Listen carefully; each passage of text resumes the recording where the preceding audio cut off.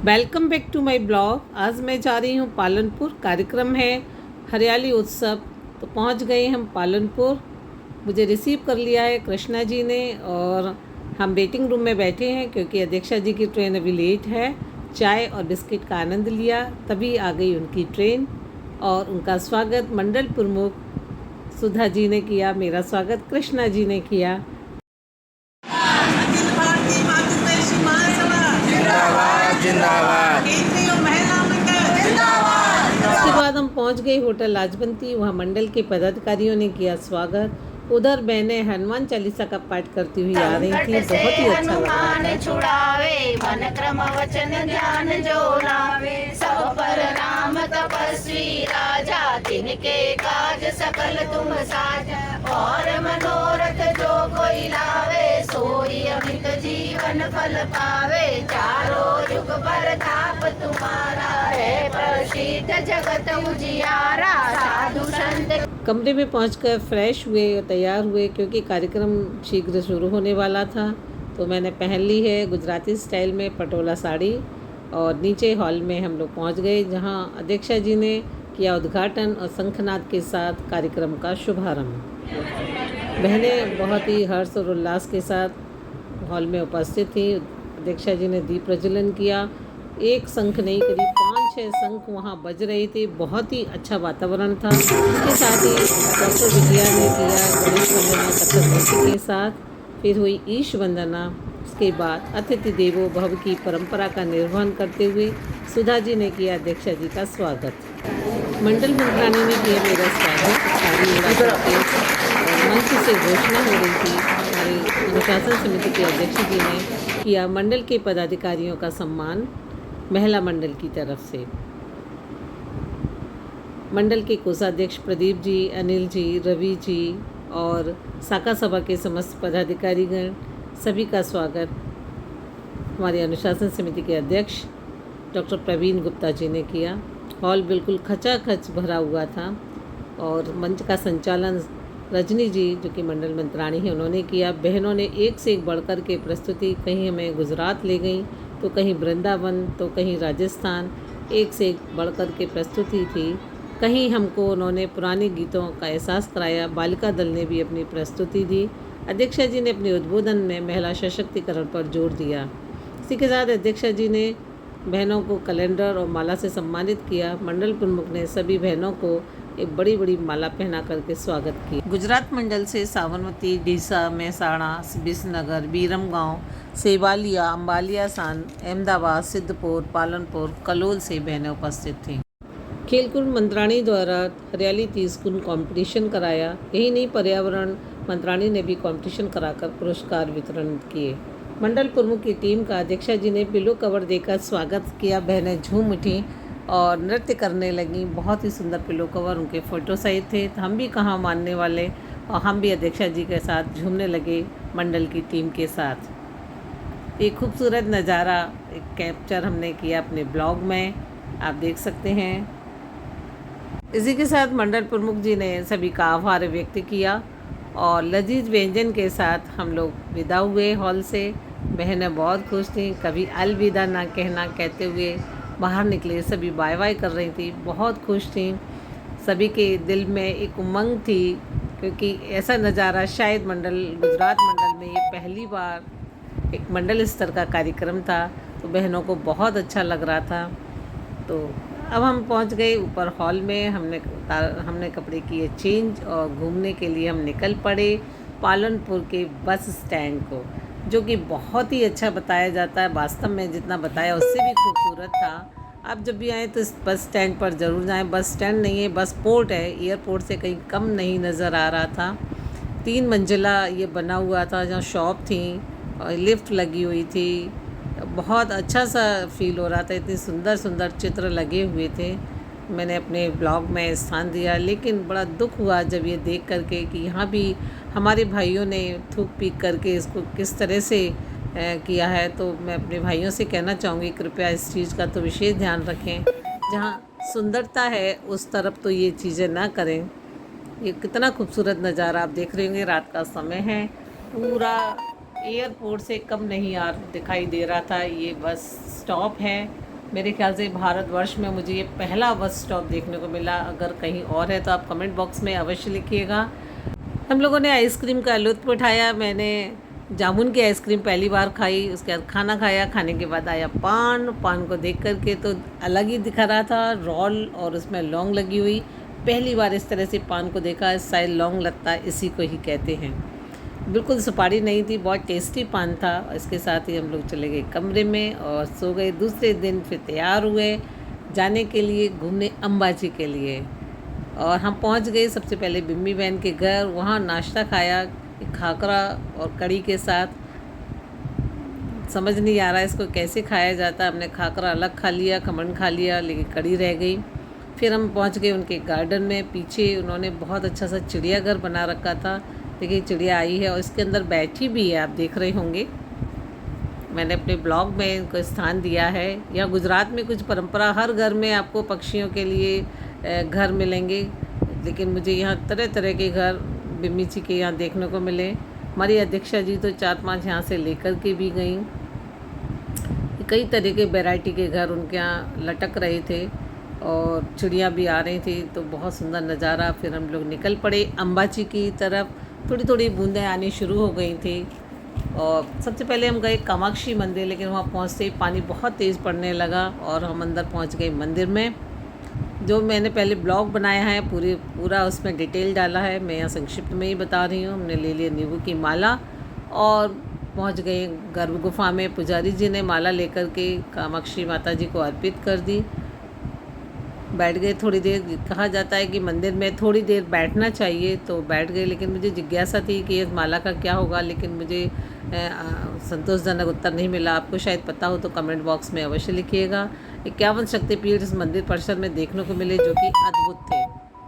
आप अंबाजी आएँ तो इस मंदिर को ज़रूर देखें। 1 किलोमीटर की दूरी पर स्थित है। गर्भ गुफा में कामाक्षी माता हैं और हम निकल पड़े हैं अंबाजी के दर्शन करने के लिए। बहुत पानी पड़ने लगा, इतना पानी अंदर पहुँच। बताते हैं कि दक्ष 51 शक्तिपीठ में ये मंदिर है और इसका एक अनूठा दृश्य ये भी दिखाई देता है कि यहाँ कोई मूर्ति ना होकर के यंत्र की पूजा होती है। इसको इस तरह से सजाया जाता है कि बिल्कुल मूर्ति की तरह दिखाई देती हैं। हमने लिया प्रसाद और हम लोग निकल पड़े रेस्टोरेंट की तरफ। भूख बहुत तेज़ लग रही थी। रास्ते में ही हमें मिला एक पक्षी घर, बहुत बड़ा पक्षी घर था, जो कि मैंने अपने कैमरे में कैच किया।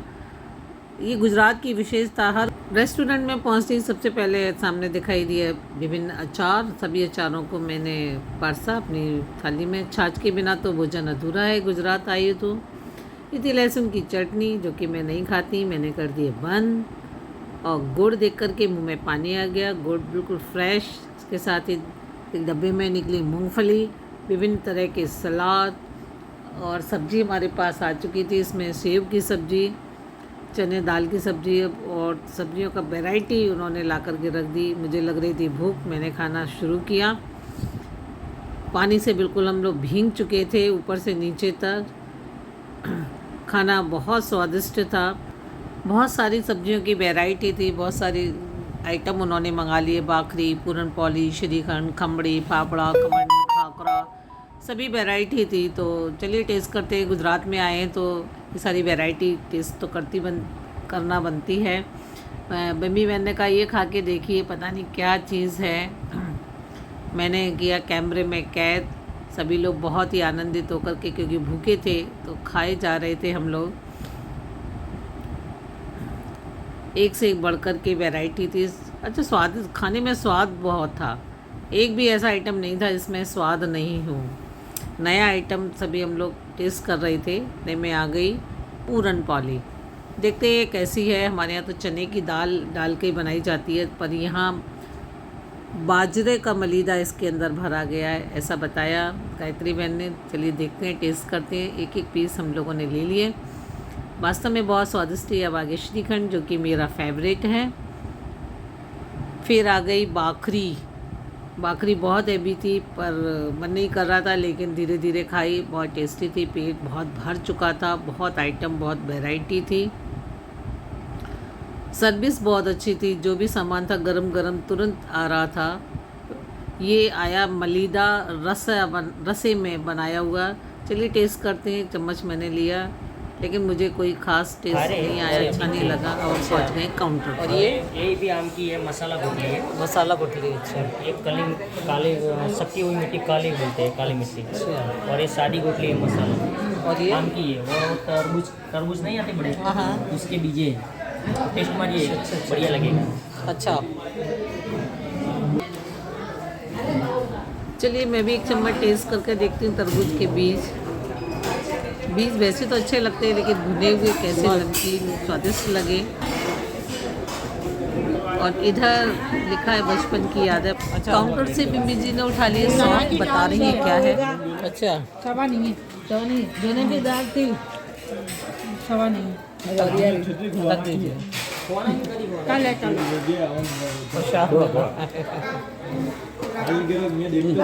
अलग तरीके की सौंफ इसमें दाल वगैरह मिक्स बता रही थी।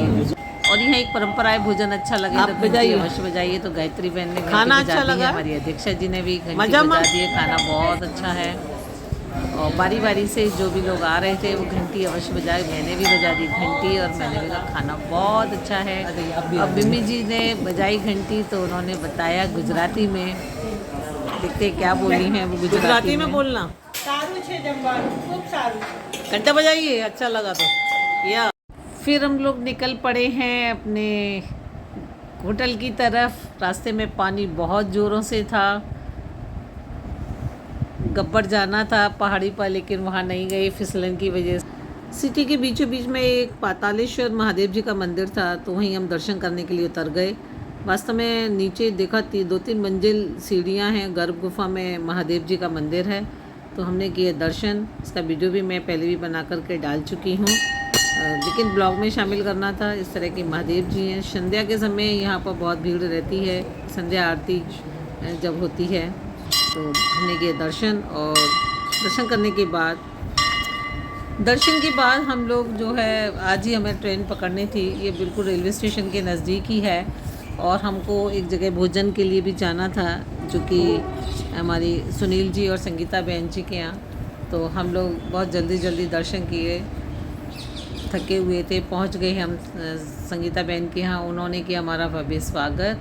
और फिर नाश्ते में हमें खमणी और पता नहीं क्या क्या चीज़, अरबी के पत्ते, बहुत वैरायटी उन्होंने वहाँ। मिठाई में छेना सैंडविच, जो कि सुन कर के मैं चौंक गई कि मिठाई में भी सैंडविच और पकौड़े, बहुत ही स्वादिष्ट उन्होंने नाश्ता कराया। थकान हमारी दूर हो गई। इसके साथ ही जामुन का शरबत भी बहुत टेस्टी बनाया, बहुत अच्छा लगा। और किचन में बिम्मी बहन पहुंच गई है, वहाँ बन रही है चाय। हमारी संगीता बहन बना रही हैं चाय। बहुत बहुत धन्यवाद संगीता बहन, आपने इतना सुंदर नाश्ता कराया। फिर स्वागत, फिर सम्मान, हम लोग इतने अभिभूत थे इनके स्वागत सम्मान में। अंत में लिया एक ग्रुप फ़ोटो और फिर हमारा हो गया ट्रेन का समय। पहुंच गए रेलवे स्टेशन। तभी पता चला कि आ रही है वंदे भारत ट्रेन, तो हम भी उसके सम्मान में खड़े हो गए। तो आप भी देख सकते हैं वंदे भारत ट्रेन, मैंने इसको ब्लॉग में शामिल किया। इन दोनों तरफ इंजन होते हैं ऐसा सुना है, लेकिन देखते हैं कि क्या है। मैं तो पहली बार देख रही हूँ वंदे भारत। सभी लोग आश्चर्य से हम लोग देख रहे थे। अध्यक्षा जी पूरा देख रही हैं, देखिए पीछे, इसके पीछे भी इंजन है। तो ये थी वंदे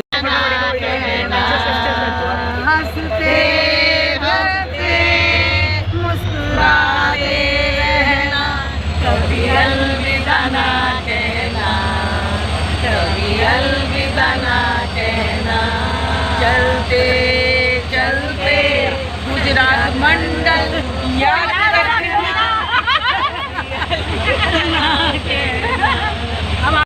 और आ गई ट्रेन। मैं चढ़ गई ट्रेन में। अध्यक्षा जी की थोड़ी लेट थी, फिर आ गई अध्यक्षा जी की भी ट्रेन।